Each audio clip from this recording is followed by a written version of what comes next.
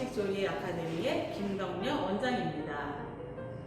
제가 오늘 준비한 음식은 설날 상차림에 꼭 필요한 떡국을 만들어 보려고 해요.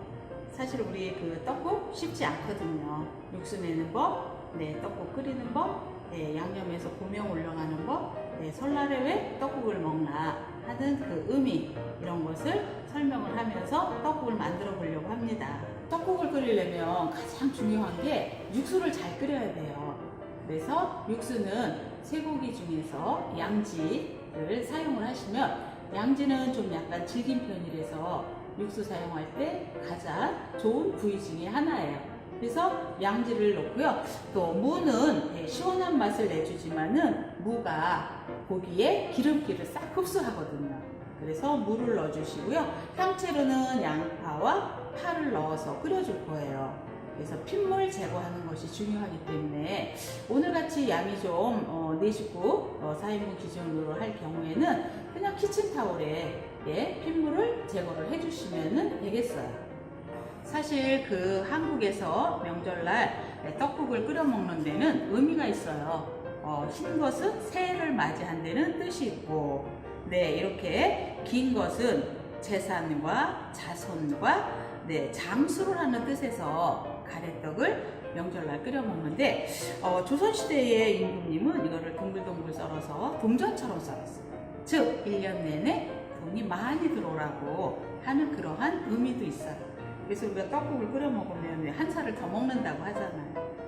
그러나 충청도 지방에서는 꼭 이렇게 떡을 쪄서 가래떡을 다 만들어서 떡국을 끓이지 않고 생떡국이라고 해서 쌀가루를 익반죽해서 가래떡처럼 만들어서 파로 썰어서 끓이는 생떡국이 있어요. 북쪽 지방에 또 개성 지방에서는 조랭이 떡국이라고 해가지고 조롱박이나 누에 모양처럼 생겼어요. 그래서 조롱박이나 누에처럼 실꼬치를 많이 나면 돈이 많이 들어오니까 그렇게 해서 1년 내내 돈을 많이 들어오게 하라 하는 그러한 뜻이 있어서 정말 조화로운 날 떡국을 끓여 먹는 거거든요. 그래서 가래떡이 약간 꾸덕꾸덕해지면 이렇게 썰어서 준비를 해주셔야 되는데, 너무 굳지 않으면 안 썰어지고 너무 또 굳으면 딱딱해서 썰기가 어려워요. 그래서 중간쯤 꾸덕꾸덕해지면은 집에서도 이렇게 예쁘게 썰 수가 있어요. 그래서 떡국떡이 준비가 되어 있고요. 자, 육수를 다 끓이고 나면 이렇게 양지 고기가 있어요. 그래서 이 양지 고기 익은 것을 결대로 손으로 찢어서 양념에다가 묻혀서 고명으로 올려줄 거예요. 그래서 준비가 됐고요. 여기는 이제 떡국을 다 끓이고 나면은 청장과 소금으로 국물에 간을 해줄 거예요. 청장만 넣게 되면 색이 너무 검으니까 부족된 간은 소금으로 해줬거든요. 또 계란 지단을 붙여서 고명으로 올려주기도 하고요. 실고추를 올려서 붉은색의 화려함을 나타내주기도 하거든요. 자, 핏물 뺀 양지를 먼저 넣어주세요.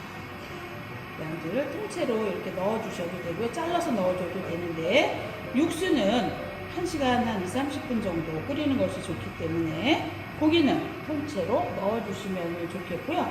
자, 무는 썰어서 그냥 큰 물에 넣지 마시고 썰어서 넣어주세요. 자, 이렇게 해서 센 불에서 끓으면 기름기와 거품을 걷어내주세요. 그 다음 중불로 낮추어서 뚜껑을 덮고 한 40분 정도 끓여준 다음에 양파와 파를 넣어주세요. 육수를 처음부터 향채를 넣어서 끓이게 되면은 국물이 탁해지기 때문에 향채는 나중에 넣어주는 것이기 때문에 향채는 같이 넣고 끓이지 않습니다. 그래서 끓으면 맨 처음에 뚜껑을 열어서 육수를 끓이는 이유는 그 고기의 누린내나 잡내를 제거해 주기 위해서 뚜껑을 열어놓고 먼저 센 불에서 끓여줍니다. 자, 그러면 지금 한 40분 정도 끓었어요. 그래서 끓으면 향채를 넣어주겠어요. 그래서 파는 우리가 보면 아래는 흰 부분이 있고 중간 부분이 있고 이파리가 있어요. 맨 아래 부분은 우리가 양념할 때 곱게 다져서 쓰고요. 네, 이렇게 이 부분은 육수를 낼 때 사용해 주시면 좋기 때문에 파 하나라도 3등분으로 좀 나눠진다고 하면 흰 부분은 양념, 중간 부분은 고명. 고명이라는 건 된장찌개나 생선조림에 썰어서 넣는 거. 이파리 부분은 진이 많이 나오기 때문에 고명이나 양념으로 사용하는 것보다 육수를 낼 때 사용해 주는 것이 더 좋습니다. 자, 이렇게 해서 뚜껑을 덮고 한 30분 정도 끓이면 이 향채를 넣었기 때문에 특유의 누린내나 잡내도 제거가 되고 육수가 맑고 깨끗한 육수가 나오는데 저희 어려서는 여기 방앗간에 가서 엄마 따라가서 가래떡 하나 따뜻할 때 모락모락 할 때 얻어먹는 게 너무 맛있었어요. 오늘 이 떡은 아주 잘 굳었어요. 말랑거리지도 않고 너무 딱딱하지도 않고. 그래서 썰어서 떡국 끓일 때 준비해 주시고요. 이거 남으면은 냉동실 안에 넣어놨다가 다시 사용할 때는 여기에다가 이제 식용유를 살짝 발라서 비모른 찜통에 한 5분 정도만 찌면 방금 만든 가래떡처럼 되거든요. 그래서 그냥 사용하면은 이 가래떡이 다 이렇게 갈라지고 터져요. 그래서 꺼내서 식용유 발라서 비모른 찜통에 5분 쪄서 사용하시게 되면 방금 만들어 놓은 가래떡처럼 되기 때문에 우리는 이게 떡이 갈라져요 이러시는 분들은 메모를 잘 해주세요. 메모 잘 해두시면은 이거는 굳어서도 냉동실 안에 넣어놨다가 꺼내서 이제 명절이 지나고 한 3월달쯤 되면 사실 또 떡국이 먹고 싶거든요. 그럴 때 꺼내서 살짝 쪄서 해주시면은 쫄깃거리고 맛있어요. 이렇게 준비가 됐습니다. 이렇게 가루밥을 잘 끓었어요. 그러면 불을 꺼주세요. 항상 불을 끄고 해주셔야지. 위험해요. 이거를 걷어내주세요.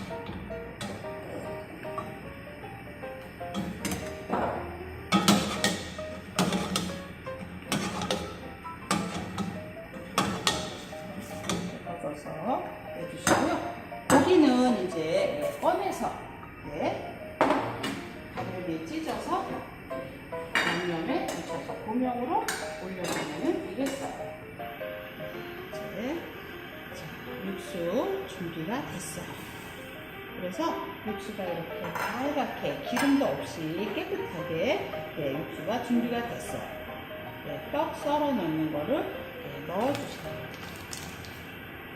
넣어서 달라붙으니까 한번 저어주세요.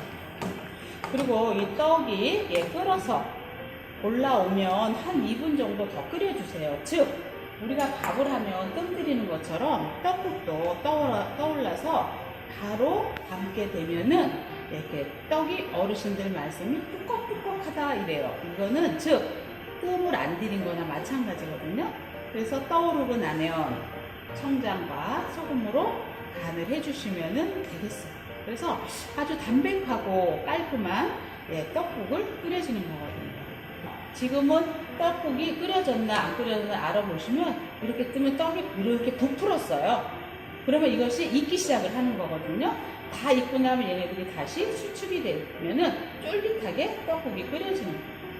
그래서 제가 그러면 여기에 청장과 소금으로 간을 맞춰주겠습니다. 청장 넣어주시고요. 그 다음에 부족된 간은 소금으로 넣어주세요.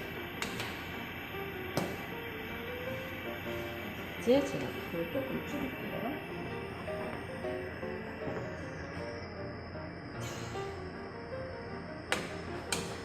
그래서 파나 마늘을 따로 넣지 않아도 되는 것은 육수 끓일 때 파와 양파와 물을 넣어서 육수를 만든 거기 때문에 따로 파와 마늘을 넣지 않아도 맛있는 떡국을 끓이는데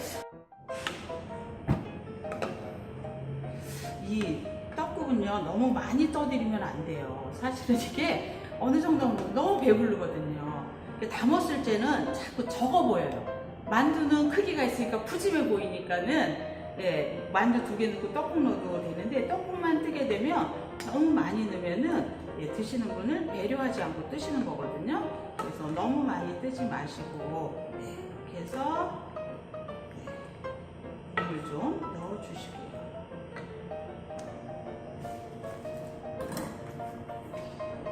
그래서 간장, 후추, 마늘, 파 넣어서 양념 많이 배이도록 조물조물 묻혀주시면 되겠어요. 그래서 이제 이게 너무 고기가 식으면 차니까 여기에 떡국 국물을 조금 떠서 따뜻하게 해서 고명으로 올려주시면 될 거예요. 보시고요. 여기에 이제 또 예쁘게 계란 고명으로 올려주시고요.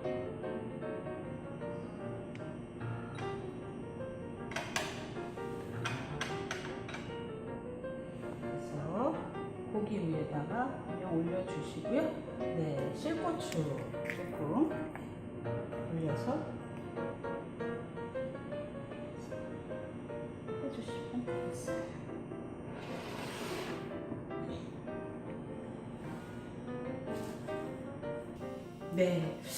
정월 상차림을 제가 한번 재현해 봤어요. 떡국은 우리 조상님이 지혜가 있듯이 새해를 맞이해서 하얀색의 떡국을 끓여 먹었고요. 자, 여기 보면 삼색 나물이 있어요. 흰색과 검은색과 푸른색. 그래서 시금치 나물과 도라지, 고사리. 그래서 이거는 즉 어떻게 보면 우리의 그 조상님을 뜻하는 것이에요. 뿌리는 조상이고요. 줄기는 부모고요. 잎은 나라고 표현하면 되겠어요. 그래서 삼색나물. 그 다음에 또 잡채는 빠지지가 않는 게 우리의 잡채잖아요. 그래서 이거는 귀한 손님한테 대접하는 그러한 음식이고, 오랜만에 자식들이 오면은 엄마가 해주던 그리운 정월 상차림을 그리워하기 때문에 잡채를 준비해봤고요. 또 갈비찜 하면 누구나 다 선호하는 음식 중에 하나예요. 이것도 또 한국의 음식 중에 베스트의 12에 올라갈 정도로 외국인들도 좋아하는 것이 갈비찜이에요. 그래서 갈비찜만 먹은 것이 아니라 대추가 들어갔고 당근이 들어갔고 밤이 들어갔고 은행이 들어갔어요. 또 표고버섯이 들어가고 단백질만 섭취한 것이 아니라 영양을 골고루 섭취한 거거든요. 자, 삼색 전이 준비가 됐어요. 전, 잡채, 나물, 찜 종류는 다 익힌 음식이에요. 그래서 이것은 우리 조상님한테 올리는 음식이기도 하지만 저는 그 옛날에 조선시대 때까지는 사신들이 오면 전과 잡채는 좋은 음식으로 대접을 한 음식 중에 하나거든요. 그래서 지금도 명절 음식이나 잔치상에 빠지지 않는 것이 전하고 잡채라고 보시면 되겠어요. 자, 기름진 음식을 먹으니까 또 물김치가 올라가는 것이 좋아요. 이때는 새로 담근 김치죠. 그래서 나박김치라고 시원하게 고춧가루 물을 안 풀고 그게 맑게 만드는 건데, 자, 이것은 나박나박 썰었다 해서 나박김치라고 해요. 그래서 맵지 않고 기름진 음식을 먹을 때 드시면 좋은 것이 김치예요. 즉 소화 효소도 도와주는 역할을 하기 때문에, 그래서 음식을 먹어도 체하거나 너무 기름져서 느끼한 맛을 제거해주는 역할도 하니까요. 그래서 우리 또 빠지지 않는 것이 김치죠. 떡국을 드실 때 김치를 올려서 드시면 소화를 잘 시켜주는 그 발효 음식 중에 하나예요. 그래서 우리 음식은 정월 상차림은 느끼한 음식도 들어가지만 여러 가지 섬유질, 무기질, 비타민이 풍부한 나물도 들어가기 때문에 또 물김치가 들어가기 때문에 정월 상차림은 담백하고 깔끔한 그러한 상차림으로 차리는 것이 좋겠어요. 그래서 저는 오늘 정월 상차림에 떡국을 넣고 잡채, 갈비찜, 삼색나물, 전, 물김치, 배추김치를 준비해 봤습니다.